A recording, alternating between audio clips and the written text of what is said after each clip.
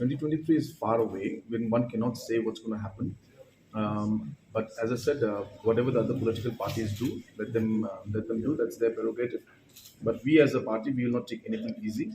We'll continue working hard, continue to organize a party, and continue to inform and engage with people about the work and the development work and the social work that we have done at the grassroots level. So other parties will continue, but we as a party will not take things anything easy.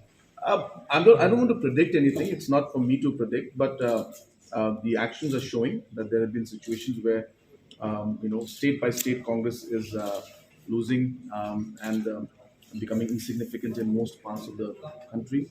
So, but that's for the Congress to decide on how they move forward.